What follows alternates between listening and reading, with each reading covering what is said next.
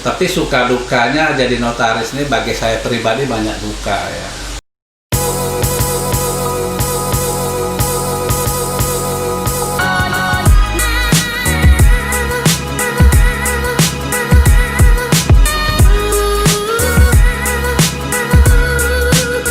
Assalamualaikum warahmatullahi wabarakatuh. Waalaikumsalam warahmatullahi wabarakatuh. Sahabat ngopi bareng MKN, salam akta. Teman-teman, alhamdulillah pada kesempatan hari ini kita sudah kedatangan tamu, seorang notaris senior dan beliau juga guru saya. Langsung saja ya kita sapa beliau. Assalamualaikum Om Ahmad Syarifuddin. Waalaikumsalam. Gimana kabarnya Om, sehat? Alhamdulillah sehat. Alhamdulillah sehat. Iya, langsung aja Om, ini di saat kondisi pandemi ini gimana Om? Ada perubahan aktivitas atau masih seperti biasa? Iya, jadi kita menjaga diri masing-masing. Jadi mengurangi aktivitas di luar rumah. Di luar rumah ya.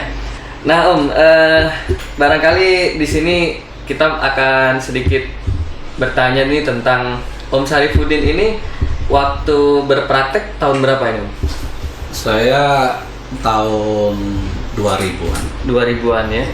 Kalau menempuh pendidikan kenotariatan sebelum menjadi notaris itu di tahun berapa? Di tahun 96 sampai dengan tahun 99 di Universitas Diponegoro. Oh, dari Undip ya. Tapi ini mungkin teman-teman banyak yang belum tahu Om, bahwa Om Syarifuddin ini sebelum menjadi seorang notaris ternyata sudah banyak pengalaman Om ya, melanglang buana. Artinya dulu sempat mengambil ekonomi ya Om ya, kalau nggak salah. Iya, di Fakultas Ekonomi Unsri. Unsri ya. Iya, jadi barangkali itu yang membuat Om juga akhirnya menempa diri Om juga menjadi notaris yang kalau boleh saya bilang ya, Om Syarif ini ada di mana-mana gitu. Jadi beliau juga mensupport Unsri, dulu sempat ngajar saya juga Om ya. Ya. Kemudian juga sering menjadi saksi ahli di beberapa persidangan, dan terus terang beliau ini merupakan kebanggaan kita bersama Om. Jadi asetnya notaris PPAT Palembang. Oh iya Om, kalau boleh tahu Hafiz, ini Om saya dengar ada anak juga ya yang mengambil notaris. Ya, jadi sejarahnya itu Hafiz. Saya kan sebelum jadi notaris kan 20 tahun bekerja. Oke. Tapi saya bekerjanya kayaknya sudah tidak ada spesialis manajer ya. Manajer ya, Om ya? Bukan owner ya. Oh iya. Jadi setiap 5 tahun saya itu berhenti bekerja. Setiap 5 tahun pindah? Pindah. Jadi ya macam-macam lah pekerjaan itu. Jadi setelah saya berpikir bekerja, kawin dan dapat anak, ada tante, suaminya adik bapak, notaris di Serang. Oh begitu. Nah dialah yang pertama, udah daripada bekerja lebih enak jadi profesional aja. Begitu, jadi menginspirasi Om ya beliau ya? Menginspirasi. Jadi kalau misalnya Habis boleh tahu Om, selama Om 20 tahun nih sebelum menjadi seorang notaris, selama Om dalam pekerjaan tuh ada bersentuhan sama notaris juga? Atau? Iya. Jadi saya tahun 78 itu sudah pernah membuat sebagai direktur ya perseroan komanditer. Oh begitu ya. Jadi komanditer Venoskap sama notaris Darbi. Iya. Dan sering setiap ada pekerjaan buat perjanjian kerjanya dalam bentuk kerjasama sistem operasi Pak Darbi. Oh begitu, jadi udah cukup akrab ya Om ya? Iya. Dengan dunia notaris ya. Nah terus tadi untuk anak Om itu sekarang sudah selesai atau masih menunggu? Iya, jadi saya mempunyai 2 orang anak. Satu laki-laki namanya Rizky Pratama, yang kedua Rati Pratiwi. Itu semuanya S1, S2-nya alumni Unpad. Di Pajajaran ya, oke. Jadi mereka sekarang sudah jadi notaris di Kabupaten Bandung sama PPAT. Oh begitu, jadi dua-duanya? Dua-duanya, waduh luar biasa ya. Nah kalau kan Hafiz sering lihat Om juga nih beberapa kali itu tampil atau menjadi saksi ahli itu Om. Itu kira-kira apa yang menjadi motivasi Om gitu? Jadi saya selalu memberikan keterangan ahli kalau di penyidik itu di Diskrimum Polda. Diskrimum ya? Iya. Di Harda 2 ya. Itu udah lama dari tahun 2002. Iya. Dan saya juga nggak mau dibayar. Iya. Begitu juga dalam memberikan keterangan ahli di pengadilan negeri. Cuman barangkali ada lebih kurang 2 bulan yang lalu yang mereka bayar kan. Iya. Mereka bayar katanya nggak enak Pak. Tapi Iya. selama itu saya nggak pernah mau dibayar. Luar biasa. Karena- Jadi betul-betul motivasinya Om untuk membantu lah ya. Artinya sesama itu Om biasanya digunakan tuh artinya di luar persidangan pun dimintai pendapat ya. Ya, jadi dari segi penyidik itu mereka tuh minta second opinion. Second opinion. Jadi mereka juga nggak mau artinya dikadali oleh yang lain. Betul. Waduh, luar biasa.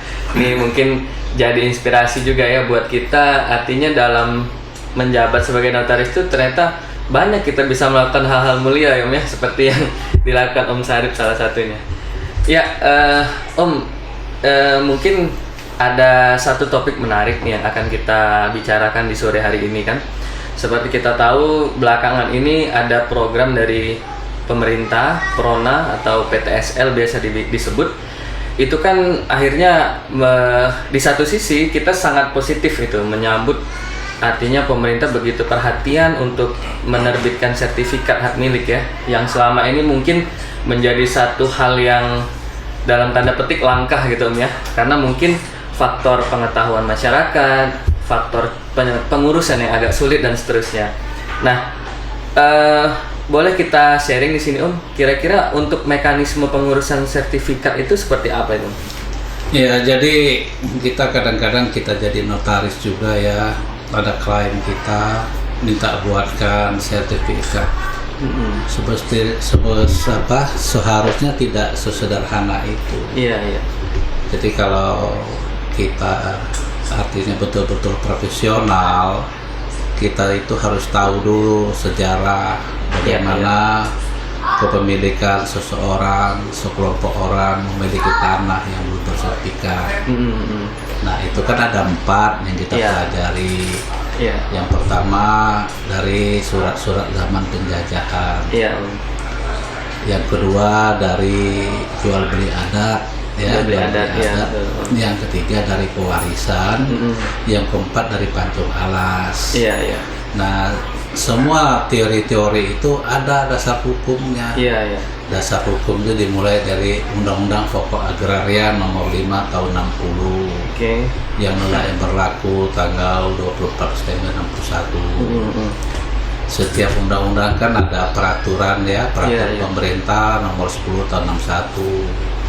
Terus dirubah lagi dengan peraturan pemerintah Nomor 24 97. Nah, dulu ada Menteri Agraria. Jadi setingkat Menteri Negara, Kepala Badan Pertanahan Nasional. Jadi untuk Juklak dan Juknis dari PP 2497 ini, yaitu keluarlah peraturan Menteri Negara Agraria Nomor 3 Tahun 97. Terus yang terakhir itu Perkaban Nomor 8 2012 Tahun 2012. Perkaban ini kepala badan. Jadi semuanya itu harus tahu dulu. Jadi kita harus memberikan pemahaman kepada masyarakat. Betul. Dari mana dia mendapat tanah itu, apa yang disebut dengan alas hak. Kita tahunya alas hak cuma surat pengakuan hak. Padahal alas hak itu bisa dia berupa surat keterangan tanah. Ya kan? Bisa dia dari mendapatkan pewarisan.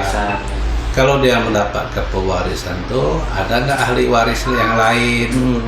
Apa sudah setuju? Apa udah dibagi? Dan dari mana orang tuanya mendapat? Jadi dari awal kepemilikan tanah itu ya harus clear dulu. Betul. Tapi untuk kita di Sumsel ini kita banyak menggunakan surat pengakuan hak dari pancung alas. Iya, iya. Kebanyakan itu yang digunakan. Iya. Jadi semua pancung alas juga ada aturan hukumnya, diatur oleh hukum HTN, hukum tanah nasional, diatur oleh PP 2497, ada juga di KUH Perdata, ya dibuka aja nanti. Oke. Iya, waduh luar biasa ya. Ini satu pengetahuan yang luar biasa lagi. Jadi ibaratnya pengen bikin sertifikat Pak, nih langsung kemudian diproses dan jadi gitu ya. Tapi ada beberapa hal tadi yang sudah Om sampaikan gitu ya. Nah Om, terkait juga nih karena pengalaman Om yang sering juga menjadi saksi ahli atau memberikan keterangan. Kalau untuk di Sumsel sendiri Om, itu yang paling sering kasusnya apa ya Om? Atau kalau boleh, ini kan kita buat video untuk memberikan edukasi dan juga pencerahan nih Om sama teman-teman baik yang notaris maupun awam. Barangkali Om bisa contohkan atau ceritakan kasus yang mungkin bisa menjadi acuan atau pegangan lah buat teman-teman di sini. Silakan Om, gimana? Jadi kita notaris ini sering membuat akta dengan judul akta pengoporan. Oke, iya betul. Akta pengoporan itu adalah akta yang belum ada alas hak di atas tanah itu. Jadi surat-surat yang ada itu ya banyak SPH aja, SPH gitu ya. Kalau kita di Palembang, Sumsel itu akta pengoporan. Kalau di Jawa itu akta pengalian hak mereka buat. Pengalian hak ya. Nah memang dalam membuat akta pengoporan ini sangat riskan ya. Karena apa? Tidak ada tugas dari notaris untuk melihat ke lapangan, ke lokasi untuk tanah itu bagaimana ya. Terus yang kedua juga, apakah surat-surat dalam bentuk legal formal ini palsu apa tidak, kita nggak tahu. Betul. Jadi sering sekali setelah kita membuat akta pengoporan sering masalah. Masalah tuh begini. Tahu-tahu di atas tanah itu sudah ada sertifikat. Tahu-tahu tanahnya diblokir. Tahu-tahu tanah ini ada SPH lain. Ya, satu versi kadang-kadang 3 SPH. Nah maka itu untuk jadi notaris yang baik itu begini caranya.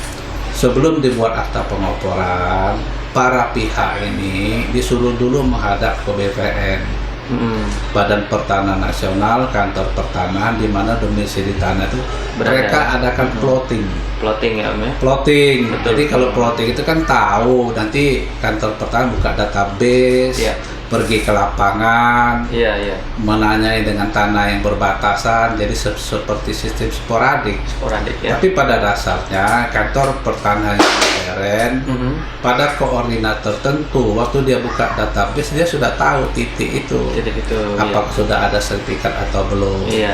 Nah, ini seringkali dilewatin Om ya?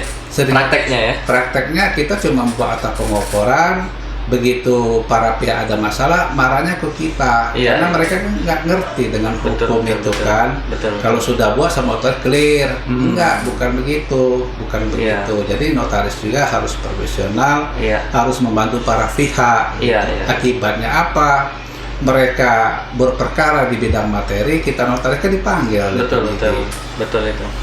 Nah, kalau misalnya tadi seperti yang Om sampaikan kan di suatu keadaan tuh dimana seorang notaris membuat pengoporan hak, kemudian ternyata di atas tanah itu ternyata sudah ada sertifikat Om.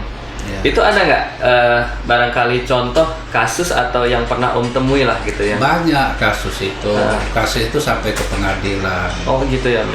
Jadi si A menjual tanah ke B. Si A juga kadang-kadang kan cuma ada surat pengakuan hak. Ya kadang-kadang bodong juga ya setelah kita pikir-pikir ya. Tapi tidak bisa juga, karena dalam akta pengoporan itu dijelaskan pada si B, bila mana sertifikat itu tidak keluar ya, tidak diterbitkan oleh pemerintah, maka pihak B kan memberi kuasa pada pihak lain untuk menyerahkan tanah ini. Kan itu kan yang dibuat di akta pengoporan. Maka itu gunanya plotting tadi. Plotting tadi.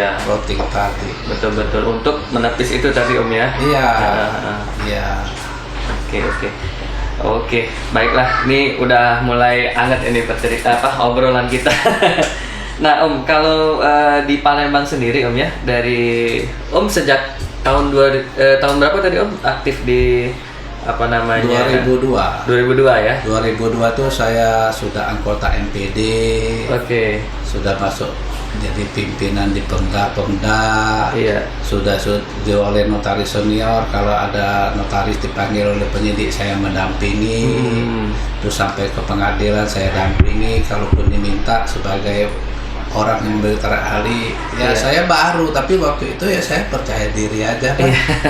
Dan ternyata terbukti kan Om ya, mungkin itu tadi berkat pengalaman dan juga memang kesungguhan Om. Nah Om, kalau dari beberapa kasus yang Om sering temuin, itu boleh dipersentase Om. Artinya kemungkinan apa karena tidak tahu, apa karena memang ada unsur keuntungan dalam tanda petik, artian wah lumayan besar ya udah lewat aja gitu, atau apa Om yang menjadi penyebab daripada kondisi-kondisi itu? Iya, di samping itu ini kan masalahnya itu kan yang mungkin tidak tahu. Tidak tahu ya. Iya. Karena yang pertama kita lihat masyarakat awam sendiri dia tidak tahu. Iya. Kalau sudah dibuat akta pengoporan, mereka taunya akta jual beli, padahal bukan. Bukan, iya. Hukum di kita notaris itu untuk tanah yang belum sertifikat tidak bisa dibuat jual beli. Karena apa? Di atas tanah itu tidak ada hak. Iya. Tidak ada publisitas. Betul. Masih disebut tanah negara. Iya. Tanah negara aja kalau kita tanya apa yang maksud mereka nggak bisa jawab. Betul. Semestinya mereka sudah bisa jelaskan tanah negara atau apa. Iya. Jadi kasus-kasus ini ya karena ketidaktahuan dari sisi para penghadap orang awam. Terus notaris sendiri kadang-kadang ya kan udah ada tuh yang buat akta pengoporan, ikuti aja. Oh, jadi mencontoh sesuatu ya yang belum tentu benar ya. Tapi sekarang ada perkembangan baru. Iya. Alumni MKN ini mereka mengadakan plotting. Oh gitu ya. Jadi mereka sudah mengadakan plotting, jadi mereka tidak serta-merta menerima aja. Iya. Apa kehendak para bagi kita notaris nggak ada risiko. Iya. Ya, saya jamin bila mana Anda SOP-nya sesuai dengan undang-undang jabatan, ada alas hak. Iya. Awas ya, GS itu bukan alas hak ya. Iya. Gambar situasi itu bukan alas hak. Iya. Alas hak itu salah satu dari 4 yang saya sebutkan tadi. Ya. Betul. Boleh dia dimasukkan, dibuat surat pengakuan hak. Boleh juga dalam surat lama berupa surat keterangan hak usaha. Ya. Nah itulah yang disebut dengan tanah erpah. Iya. Oke. Iya, ini semakin menarik ya perbincangan kita pada sore hari ini. Nah Om, berkaitan juga dengan tadi kan seperti yang kita ketahui bahwasanya di dalam Undang-Undang Pertanahan Nasional itu ada daluarsa atau working ya. Agak sedikit belepotan karena bahasa Belanda. Nah, ini seperti apa Om dari kacamata Om? Jadi ini kan ada lampaunya waktu ya. Yang disebut dengan working. Jadi working ini diilhami dari bahwa hukum tanah nasional dalam pemerintah, kantor BPN menerbitkan sertifikat, dia menganut sistem stelsel negatif positif. Oke. Jadi tidak menganut positif saja, tidak menganut negatif saja. Artinya kalau sudah diterbitkan sertifikat dalam bentuk positif, berarti sertifikat itu nggak bisa dibatalkan. Ya. Nah, sebaliknya kalau dia cuma menganut sistem negatif, berarti sertifikat itu gampang dibatalkan. Maka itu stelsel negatif timbullah hukum lampaunya waktu working yang mengatakan seseorang memiliki sertifikat 5 tahun baru terkuat dan terpenuhi setelah diterbitkan oleh BPN. Itu teorinya. Teori working. Tapi dalam kenyataan yang saya alami, yang saya memberikan keterangan ahli di pengadilan negeri, Ya bukan begitu. Iya, ada yang lebih dari situ tapi masih tetap Digugat. ya. Iya. Ya, itu gimana itu, Om? Jadi kasusnya tuh begini ya. Dia menggunakan definisi pancung alas. Oke. Jadi keterangan saya itu waktu itu ya saya terancam juga ya. Karena keterangan saya itu membuktikan pernyataan saya itu dibenarkan oleh hakim. Iya, iya. Walaupun mereka sampai kasasi, mereka tetap kalah. Tapi saya terancam sampai di mobil pun saya dikejar. Oh iya. Padahal saya sendiri aja waktu itu kan saya bilang saya kalau saksi ahli itu kan dilindungi undang-undang, Iya, ternyata iya. enggak juga. Enggak juga. Jadi begini, jadi A ini memiliki tanah nih. Saya nggak bisa sebut daerahnya Oke, ya. oke. Dia seluas 5 hektar nih. Oke. A memiliki tanah. Ini hutan. Datang si B, B bilang pada A, boleh nggak saya numpang? Saya mau nanam karet. Iya. Boleh, kata si A. Nah si A minta, udah buat aja izin tumpang katanya. Oke. Tapi tanda tangan. Nah berjalan kan tanaman karet 5 tahun mulai ada ya, mulai nyadap 10 tahun. Nggak pernah datang nih ke kebun ke lokasi. Iya. 15 tahun masih aman. 20 tahun aman. Nah sudah 20 tahun si B membuat surat pengakuan hak. Oke. Dia bilang bahwa saya mendapatkan tanah ini dari membuka hutan. Oke. Kan definisi pancung alas itu seseorang, sekelompok orang membuka hutan. Oke. Dia bersihkan, dia tanami, dia urus, dan dia tunggu. Iya. Selama 20 tahun berturut-turut, tidak ada gugatan dari manapun, maka orang atau sekelompok orang berhak atas tanah itu. Oke, jadi syaratnya udah masuk semua tuh Udah ya? masuk. Udah masuk ya. Jadi dan kepadanya untuk meminta mengambil hak itu pada pemerintah negara, Dalam hal ini BPN. DPN dan sertifikat. Dia dari pancung alasnya terpenuhi. Penuhi ya. Nah, keluar sertifikat oleh B dijual sama C. Miliaran nih.